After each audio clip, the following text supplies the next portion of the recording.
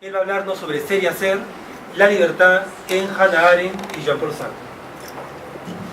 Buenas tardes, agradezco la presentación del profesor Quispe y bueno, mi tema ya se ha dicho, ¿no? Ser y Hacer, la libertad en Arendt y Jean-Paul Sartre, ¿no?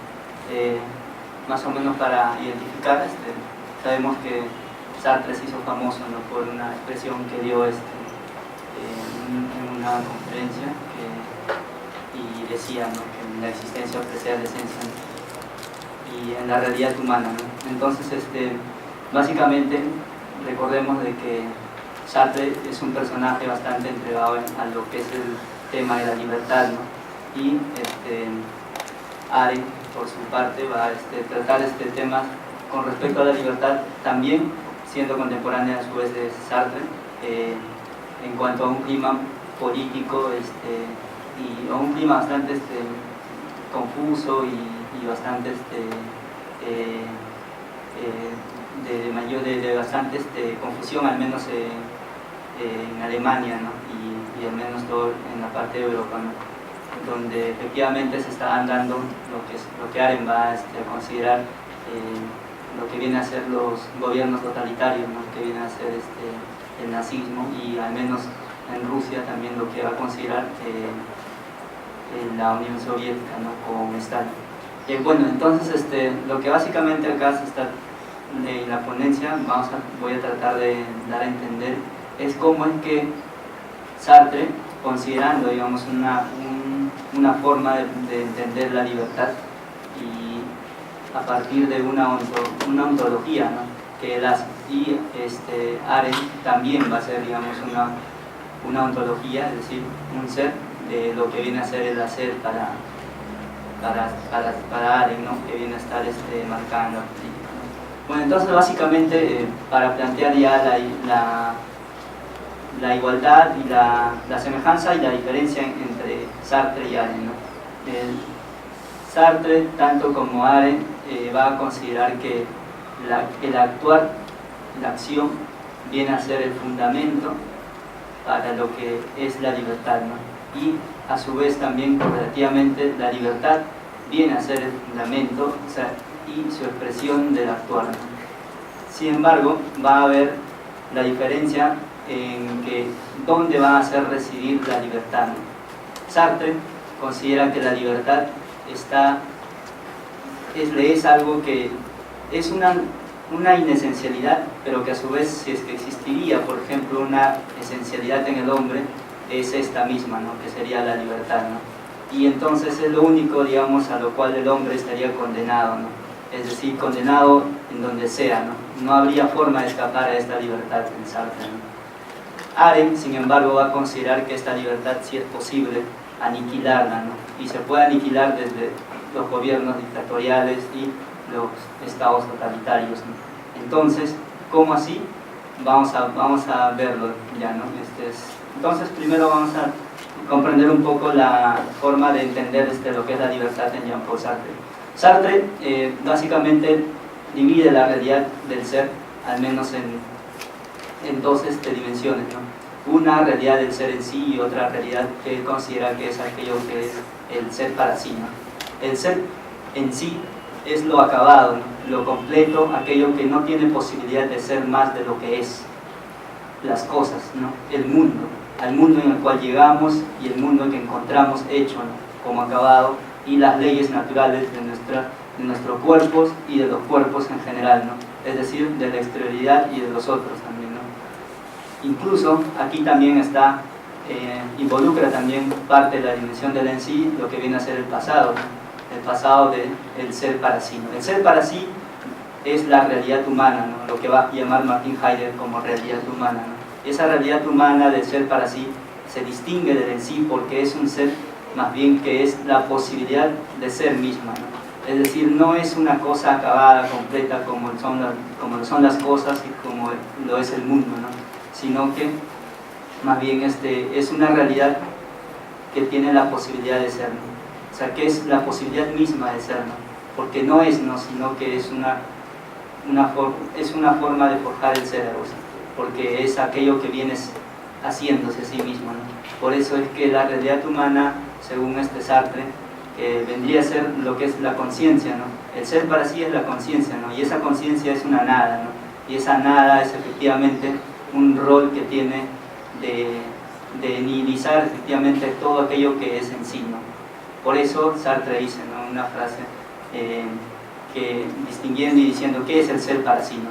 El ser para sí, para Jean-Paul Sartre, es el ser para sí, es el ser que va a nihilizar el en sí que él es, ¿no? O sea, eso es el ser en sí, ¿no? O sea, ¿cuál es el en sí que él es? Es su pasado, ¿no? El en sí que él es son sus leyes que tiene, digamos, en su conformación material, ¿no? Entonces, el ser para sí, esa conciencia, es aquella que siempre está apuntando al futuro, ¿no? Es aquella que está, digamos, escapando a su propia realidad en sí, ¿no? Entonces ese ser para sí está proyectándose, ¿no? De ahí que es la fórmula de Jean-Paul Sartre de que el hombre es un ser que se hace, ¿no?, y no más bien es, ¿no? Entonces es algo que se hace. Y en ese sentido la libertad se comprende ahí, ¿no? La libertad siempre, para Sartre, es una libertad intencional, ¿no? Y es por eso que siempre el hombre no va a tener, digamos, escapatoria para esa libertad. Dado que es intencional, incluso la puede ejercer, incluso no, la ejerce, ¿no? Porque está condenado a su libertad, la ejerce en el aislamiento, la ejerce en la soledad, ¿no? Entonces vamos a ver nosotros que esto va a ser distinto a la posición de Arendt, ¿no? Porque más bien Arendt va a pensar de que la libertad sí se aniquila, no se puede ejercer en la medida en que se te quita el espacio público, ¿no? La participación política, la esfera pública en la cual el hombre va a tener que ir, digamos, al encuentro con los otros, ¿no?, con otras libertades, ¿no? Porque son libertades en ese espacio público, ¿no? Son libertades ahí porque se encuentran con la diversidad y porque ahí se funda, digamos, la posibilidad de la novedad también, ¿no?, de lo nuevo, ¿no? Entonces, más o menos ya dando esta entrada a lo que viene a ser Arendt, y ya haciendo un paralelo, entonces vamos a ver que en Arendt lo fundamental está en su consideración aristotélica, platónica y griega, ¿no?, de lo que viene a ser el hombre, ¿no? Igual que Aristóteles, Arendt va a considerar que el hombre es un ser político por esencia, ¿no? Y por ende, incluso Arendt señala de que es una confusión, por ejemplo, traducir traducir el hombre político que señala Aristóteles por el hombre social, ¿no? Más bien esto viene a ser un malentendido, ¿no? Porque el hombre social no es incluso para Grecia, al menos en los griegos, no existía, digamos, esto que viene a ser lo social, ¿no? No hay ni palabra ni concepto para comprender lo social en el hombre, ¿no? Sino que más bien existe el hombre que es político, ¿no? O sea, el hombre que se da en el ágora, se da, digamos, en ese encuentro con los otros en un espacio público, ¿no? Entonces, ¿qué es lo que hace, digamos, al hombre hombre, efectivamente, ¿no? Lo que hace es la política, ¿no? ¿Por qué? Porque solo es en el espacio, en la participación política, en el cual es posible la acción, ¿no? Entonces, no es posible la acción en un estado de aislamiento, ¿no? Este concepto de aislamiento es un concepto que Arendt va a comprenderlo de la siguiente manera, ¿no? Está limitado al espacio público. Es decir, cuando el hombre pierde esa participación pública, esa participación en la esfera política, entonces es donde pierde, donde se convierte en un hombre aislado, ¿no? Tiene otro concepto para identificar al hombre de la soledad también, ¿no?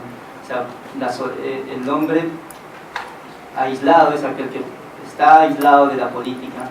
El hombre solo es el que ha perdido incluso esas relaciones con los hombres de solidaridad, dice Hannah Arendt, ¿no? Entonces, la soledad para el espacio más completo en cuanto a las relaciones humanas y lo que viene a ser el aislamiento en el aspecto político, ¿no? Y ahora entonces la pregunta es, ¿no?, ¿cómo es que pierde el hombre para Arendt la libertad? Y por ende va a perder entonces la capacidad de actuar, ¿no? Porque es la libertad el fundamento del actuar, tanto cansarte como parar, ¿no? Entonces, básicamente va a perderlo cuando existen estados que van a hacer a los hombres indiferentes de la política, ¿no? Y indiferentes se van a hacer en la medida en que se va a construir toda una plataforma que aniquile la participación política desde la superficialidad, por ejemplo, y también logrando así el aislamiento y el terror, ¿no? El terror es una forma de hacer que los hombres no vayan a participar de una innovación, ¿no? Por eso es que ella va a tratar, por ejemplo, en su libro Los orígenes de los estados totalitarios, va a tratar bastante esto que viene a ser los gobiernos totalitarios, ¿no? Ella va a distinguir, como se había adelantado, como unos gobiernos totalitarios al Estado nazi, ¿no? Y también al Estado de la Unión Soviética, liderado por Stalin, ¿no? Stalin, igual que Hitler, van a ser, digamos, los personajes que van a identificar o encarnar este proceso totalitario, ¿no? Como así, Arendt lo comprende racionalmente, ¿no? Dice básicamente que están fundadas en una ideología, ¿no? ¿Qué es una ideología para Arendt? Es aquello que efectivamente parte de una premisa reduccionista de la realidad humana en general, y entonces reduce a partir de unos principios y a partir de ellos va a deducir todo lo que viene, ¿no? Por eso es que es comprensible incluso las respuestas quizá que dan los nazis, igual que da, por ejemplo, Arendt considera ahí en la Unión Soviética los bolcheviques, ¿no? Entonces, en ese sentido, para Arendt comprende que toda ideología puede triunfar efectivamente donde existen hombres que han sido que no son partícipes de la política, ¿no? Y en ese sentido es que puede triunfar, ¿no? La ideología, ¿no? ¿Por qué? Porque se han conformado hombres masa, ¿no? Ella dice así, ¿no? Hombres masa, ¿no? O sea, lo que es un hombre masa es efectivamente ese hombre que ha perdido la capacidad de poder subvertir el orden, ¿no? Por eso es que Arendt también va a mencionar este concepto que es lo de la banalidad del mal, ¿no? Esa incapacidad de poder subvertir un orden establecido, ¿no? Un orden establecido a partir de una consideración moral, pero no. Entonces ya el hombre va a perder esa posibilidad de valorar moralmente, ¿no? Porque dentro de un estado totalitario lo que se da más bien en el hombre masa es lo que se reparte en roles, ¿no? Es efectivamente que, por ejemplo, cuando eran juzgados en el juicio de Nuremberg los acusados nazis, respondían, ¿no? Fácilmente diciendo de que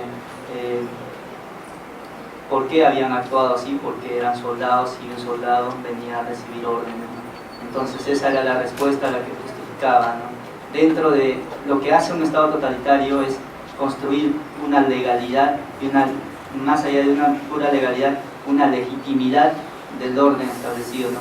Y esa legitimidad la va a ganar a partir de una ideología, ¿no? Y esa ideología, como les había dicho, va a reducir a partir de un principio. Por ejemplo, en el Estado nazi se consideraba el principio de la ley natural, ¿no? O sea, la ley natural en este sentido de la superioridad, de la lucha por la supervivencia, ¿no? Esto que viene a ser comprendida, al menos Hitler pensaba que efectivamente se daba lo que ya Darwin había adelantado, ¿no? Esta lucha por la supervivencia y por ende de las razas superiores, ¿no? Entonces igual, ¿no? Si todo se resumía, digamos, a lo que es una consideración natural, por eso siempre un estado totalitario, uno de los elementos de la ideología totalitaria es la consideración histórica, ¿no? O sea, es decir, de considerar que se puede comprender toda la historia y el devenir de la naturaleza, en este caso en el nazismo, se puede considerar, o sea, se puede comprender el devenir de la naturaleza como tal, a partir del principio que es la lucha por la supervivencia, ¿no? Y por ende el triunfo de los más aptos, ¿no? Y en este caso más aptos para la supervivencia, y los que estaban, digamos, a la altura de lo último, de lo más fuerte, era pues, efectivamente la raza aria, ¿no? Entonces, a partir de eso comprende todo el devenir histórico, ¿no? Incluso entonces se reduce a eso, ¿no? Y en el caso de la Unión Soviética y la ideología marxista, lo que se va a dar es en ese mismo sentido, ¿no? Lo que va a ser una consideración a partir de la historia, ¿no? El devenir de la historia viene en lucha de clases, ¿no? Y por ende se va a dar una necesidad en ella, ¿no? Entonces se puede comprender así. Hay una necesidad tanto en la naturaleza, en los nazis, y hay una necesidad histórica que va a estar en la ideología marxista, ¿no? Entonces, a partir de eso es que Arendt va a decir que son estas ideologías que pueden triunfar en una sociedad donde los hombres han perdido la participación política y por ende han perdido la condición humana, porque lo que les hace a ellos seres esencialmente hombres es su participación política, ¿no? De participar de ese encuentro con la pluralidad, ¿no? Por eso es que ella, al menos Arendt, va a considerar que solamente en el encuentro, en la esfera pública, es donde se puede dar el encuentro verdadero con la pluralidad y lo distinto y lo diverso, ¿no?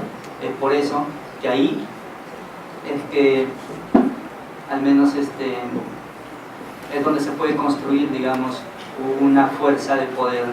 O sea, solamente se puede responder a los poderes del Estado a partir de una organización que se da a partir del encuentro, ¿no? Y de los puntos en común y puntos de unión. Y bueno, entonces por ese lado, ¿no? Arendt es evidente que su consideración con respecto a lo político y por ende al recuperamiento así de su esencialidad humana, se va a dar en función a que se dé una participación política donde se permita lo que es la novedad y la acción, ¿no? Libertad para Arendt es eso, ¿no? Es la capacidad de proponer algo nuevo, ¿no? Aquello que en una ideología donde se establece un principio y a través de ahí todo deviene lógicamente, va a aniquilar cualquier novedad irracional, ¿no? Por ende no hay nada que ya habiendo, o sea, nunca se puede comprender algo intrínseco a una ideología, es la lógica, es las consecuencias lógicas que se deducen a partir de un principio, ¿no? Que reducen la historia y la naturaleza, ¿no? Entonces no hay forma de poder innovar, ¿no? Y esa innovación solamente se da, por eso les digo, en un encuentro político, ¿no? Y por eso, ¿no? Ahora para más o menos voy a citar una parte donde Sartre va a considerar lo que es efectivamente el actuar, ¿no? Para Sartre, el actuar es modificar la figura del mundo, ¿no? Disponer medios con vistas a un fin, producir un complejo instrumental y organizado, tal que por una serie de encadenamientos y conexiones, la modificación aportada a uno de los eslabones traiga aparentadas modificaciones en toda la serie y para terminar produzca un resultado previsto, ¿no? Para Sartre también va a considerar lo que son los motivos y los móviles que van a conducir la libertad, ¿no? La libertad, de hecho, va a tener móviles, según Sartre, con respecto a aquello que es lo que surge de las emociones internas de uno, ¿no? Los sentimientos y las pasiones que tienen para poder ejercer su libertad y construir algo nuevo, ¿no? Y los motivos que vienen a ser los motivos objetivos, ¿no? Partes de una estructura objetiva, ¿no? Es el mundo de donde están las leyes, ¿no? Que para sí, es decir, va a tener la posibilidad de agujerear esa realidad completa, ¿no? Entonces, ¿cómo va a agujerear, digamos, o cómo le va a introducir esa nada a esa realidad que es un ser puro? Es efectivamente introduciendo el sentido que le va a dar a las cosas, ¿no? Porque es, digamos, el hombre quien va a dar el sentido y el orden a las cosas, ¿no? Cuando ordena por sus intenciones, ¿no? Cuando ordena entonces el mundo, ¿sí? Eso es a lo que él dice, ¿no? Modificar la figura del mundo, ¿no? Entonces le da un sentido. Su libertad entonces consiste en eso, ¿no? En que se proyecta y proyecta siempre intencionalmente, ¿no? Conciencia es conciencia de, ¿no? Es conciencia del mundo, ¿no? Y el mundo viene a ser eso, ¿no? O sea, un mundo que para sí va a ser, digamos, va a darle un sentido. Por eso es que él considera al menos que el hombre, ¿no? que la nada es como un ser enroscado, ¿no? Que la nada, ¿no? es como un gusano enroscado en el ser, dice, ¿no? Entonces así introduce, digamos, Sartre lo que viene a ser esta libertad en el mundo donde no va a considerarse, donde no hay libertad, ¿no? Pero lo básico, al menos con esto lo estamos viendo, es que Sartre, para Sartre reside en la acción, ¿no? Por ejemplo, dice, o sea, la acción sí es el fundamento de la libertad, ¿no? Y lo mismo, ¿no? Para Sartre, como es el fundamento de la libertad, ¿por qué? Porque ¿para qué actuar? ¿Y por qué actuar? Simplemente para la libertad misma, dice. Entonces, es por eso que solo con la acción, que es para Sartre, que está ligada a la libertad, y la libertad lo está en todo es donde incluso en la soledad y el aislamiento puede lograr, ¿no? En cambio, para Arendt no va a poder ser posible ejercer la libertad en un estado de aislamiento, ¿no? Y, por ejemplo, Sartre pensaría, ¿no? De que si uno, por ejemplo, está un obrero, ¿no? En el caso de un obrero que vaya, que se inscriba a un sindicato donde a partir de un trabajo que no, digamos, le ha sido conveniente, o un trabajo que le ha resultado injusto, y a partir de ellos se ligue a un trabajo sindical, entonces sería una decisión, ¿no? Igual, ¿no? De actuar, ¿no? Igual que cuando alguien decide, una mujer decide, por ejemplo, separarse de un esposo, o igual que una decisión así, incluso sola, que la tome, ¿no? Por ejemplo, cuando uno va a crear, ¿no? La pintura, por ejemplo, ¿no? Que es distinto, de hecho, por ejemplo, en Arendt considera que la pintura, como no será una cuestión, cuando no es expuesta al mundo, no abarca, digamos, una libertad verdadera, ¿no? Porque, y dice, ¿no? En la política y la libertad se ejerce a partir, por ejemplo, de las creaciones teatrales, ¿no? O la danza, ¿no? Entonces ahí es donde efectivamente se da una libertad verdadera, ¿no? Y por ahí el sentido entonces de Arendt y Sartre también van a compartirlos desde un punto de vista de la responsabilidad, ¿no? Ambos creen que la libertad conlleva una responsabilidad, ¿no? En Sartre es complejo, ¿no? Al menos el sentido de constituir lo subjetivo puramente a pasar a un plano objetivo, a elevarlo a un plano absoluto, ¿no? De una pura subjetividad individual lo va a llevar a lo absoluto, ¿no? Por ejemplo, en Sartre, perdón, lo que viene a ser la angustia es efectivamente el sentido de responsabilidad que el hombre tiene con sus actos, ¿no? Con sus decisiones. Entonces la angustia va a ser el resultado de ello, ¿no? O sea, de que tiene toda una carga, ¿no? Porque Sartre siempre ha mencionado, ¿no? Elegir, o sea, yo elijo el mundo, yo me elijo, o sea, elijo eligiéndome y eligiendo el mundo, ¿no?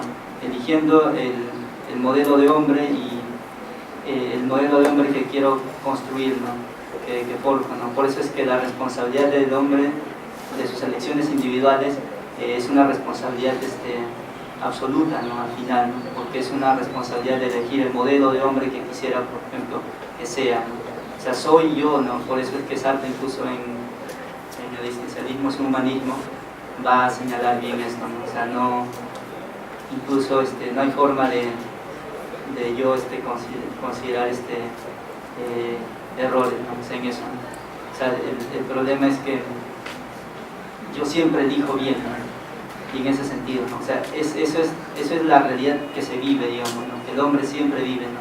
Y es más, le puede encontrar motivos, le puede encontrar incluso móviles a esa elección, ¿no? Que son justificaciones racionales a partir de estructuras objetivas, y en cuanto a los motivos, a los móviles, justificaciones subjetivas.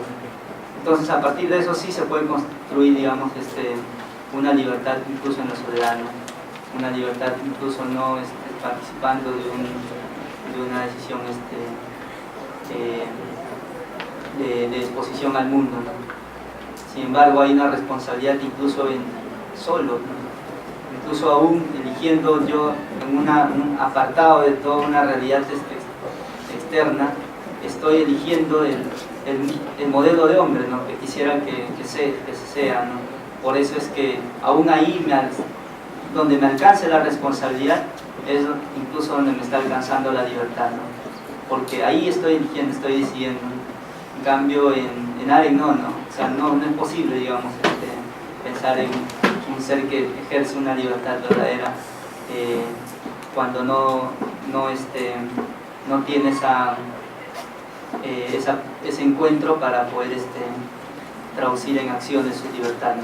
Que la acción, de hecho, es resultado de un encuentro que va a constituirse en una organización, y la fuerza es poder parar en ese sentido, ¿no? Por eso es que aquellos, digamos, que han perdido esa vitalidad, esa capacidad de llevar lo nuevo y poner lo nuevo en el encuentro con lo plural, con lo distinto, es porque se ha introducido una ideología ahí, ¿no? Y por eso es que no les permite actuar libremente, ¿no? Y calificar eso, ¿no? Bueno, entonces por ahí no sé si ya seguramente va a haber algunas preguntas para poder aclarar algo.